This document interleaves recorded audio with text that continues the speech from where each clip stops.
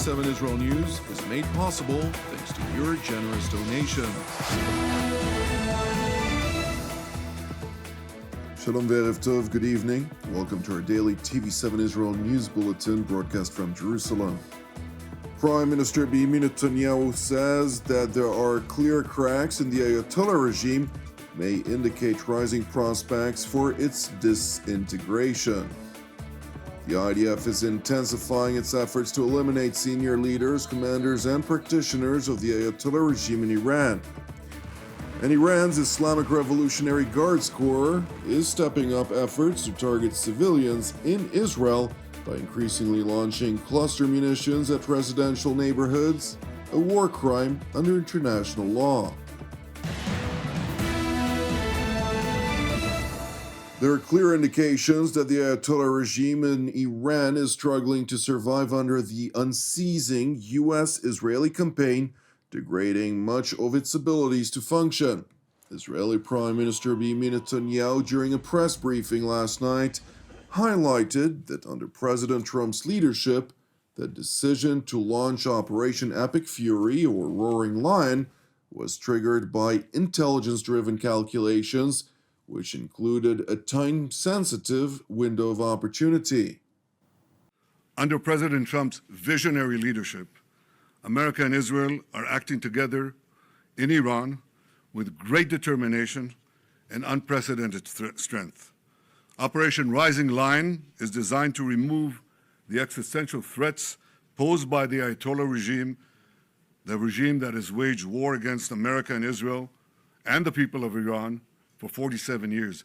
It chants death to America, death to Israel, and it delivers death to its own people. Our goals are three. One, removing the nuclear threat. Second, removing the ballistic missile threat, and removing both of these threats before they're buried deep underground and become immune from aerial attack. And third, this means creating the conditions for the Iranian people to grasp their freedom, to control their destiny. Prime Minister Netanyahu went on to address those claiming Israel had dragged the United States into yet another Middle East war. Does anyone really think that someone can tell President Trump what to do? Come on. President Trump always makes his decisions on what he thinks is good for America, and may I add, I think what is also good for future generations. In this case, those interests are absolutely clear, and so is the clarity of our achievements. Together in close coordination with President Trump, the close coordination between America and Israel, our militaries, our intelligence services, we're achieving goals in lightning speed. But I want to say another word. It's been said that for 40 years, I've been saying that Iran is a danger to Israel and a danger to the world. That is true. You know who else said that? President Trump. 47 years ago, when the Iranian thugs took over the American embassy, he said how dangerous this regime is. In his first term in office, he didn't need any convincing. He said the Iranian nuclear deal was the worst deal that he'd ever seen, and he walked out of it. Right before his second term, before he was reelected, I went to see him in Mar-a-Lago. The first thing he said to me was, "Bibi, we've got to make sure that Iran doesn't have nuclear weapons." He said that to me. I didn't say it to him. He didn't need any convincing there either. Now, why did he say that? Because for more than 4 decades, this regime, as I said in the beginning of my remarks, is chanting death to Israel, death to America. But they say Israel is only the small Satan standing in their way. The great Satan is the United States of America. And these ideological fanatics, these lunatics, define their raison d'etre, their reason for being, as wiping out Western civilization and America that leads it.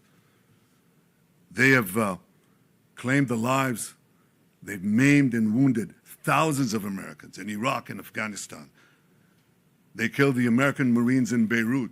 They bombed your embassies. They tried to assassinate the American president, Donald Trump, not once, but twice. Now they blackmail for oil. Just imagine what they would do, what they're capable of doing, if these lunatics had nuclear weapons and the means to deliver them to every American city and every European city and everywhere around the globe. This is a danger for the entire world. Prime Minister Netanyahu further highlighted that in contrast to rampant fake news reports on the progress of Operation Roaring Lion, the United States and Israel are winning the war. Despite the fake news that is unfortunately being spread since the start of the war 20 days ago, we are winning and Iran is being decimated. Iran's missile and drone arsenal is being massively degraded and will be destroyed. Hundreds of their launchers have been destroyed, their stockpiles of missiles are being hit hard, and so are the industries that produce them. That's important. In Rising Line, we destroyed missiles and we destroyed a lot of the nuclear infrastructure. But what we're destroying now are the factories that produce the components to make these missiles and to make the nuclear weapons that they're trying to produce. We're wiping out their industrial base in a way that we didn't do before. Iran's air defenses have been rendered useless. Their navy is lying at the bottom of the sea. Today we hit the other part of their navy in the Caspian Sea. Their air force is nearly destroyed. Iran's command and control structure is in utter chaos. And I can tell you that there's still more work to do, and we're going to do it. Subsequently, during a Q&A session with the press, Prime Minister Netanyahu responded to a question on the survivability of the regime. Are there any signs that the Iranian regime is cracking? A lot of signs. A lot of signs. I wish I could divulge all of them, but I see that. But will I tell you, will I commit right now that it's going to collapse? I can tell you that we're working to create the conditions for it to collapse. But it may survive, it may not. If it survives, it'll be a lot weaker. Meanwhile, in Tehran, the regime is holding funeral processions for its leadership, with daily eliminations of its senior echelons stacking up. This morning, the terror regime in Iran buried its intelligence minister, Ismail Hatib. We have come to say that no matter how much you kill us, we become more awake, more alert. We will not back down. We will not abandon the streets. We will not abandon the front line. Death to America. Death to Israel. Alongside the Minister of Intelligence, the IDF announced earlier this morning that additional senior figures of the Ayatollah regime were eliminated this week.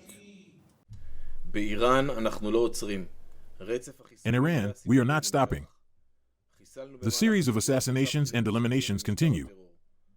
During the week, we eliminated 3 additional senior figures in the terrorist regime: Ali Larijani, the de facto leader of the regime, Esmail Khatib, the Minister of Intelligence, and Alam Rada Soleimani, the commander of the Basij.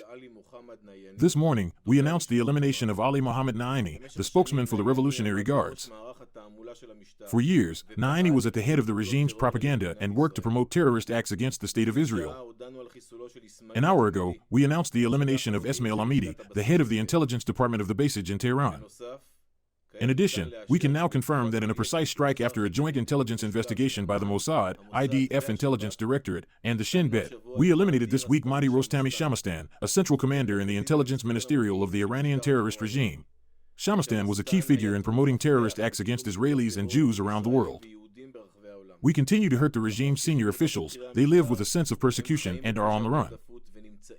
Wherever they hide, we will reach and eliminate them. At the same time, we continue to deepen the damage to the regime, attacking headquarters, launchers, and production industries, increasingly reducing its capabilities as part of an orderly and systematic plan. It is important to highlight that while the IDF and U.S. Central Command launch intelligence-driven strikes on pinpointed targets, going beyond requirements of international law to avoid civilian casualties in Iran, the Islamist Ayatollah regime in Iran is deliberately launching ballistic missiles with payloads carrying dozens of cluster munitions designated to exact as much as possible damage to civilian neighborhoods. Earlier today, as the IRGC attempted to step up the number of attacks against Israel, Cluster munitions caused limited damage in separate locations across central Israel, while one civilian, a resident of the city of Rehovot, who had failed to heed the instructions of the Home Front Command by entering a protected space upon the sounding of a rocket alert siren, sustained light injuries. Several sites of interceptor shrapnel and missile remnants are in Rehovot. We are here in the central site. We are very happy that it ended up this way, with no lives lost. I do want to underline and say that there was this person here who stayed while he heard the alert. We asked and emphasized for everyone, when you hear an alert, proceed to a standard safe place. Everyone, it is very important. And of course, once a siren is heard, enter a standard safe place. Here, we are happy that it ended with no lives lost. There was only one man lightly wounded. He is currently with us. He was evaluated. He was a bit confused, but we're with him to help him overcome the trauma at his house.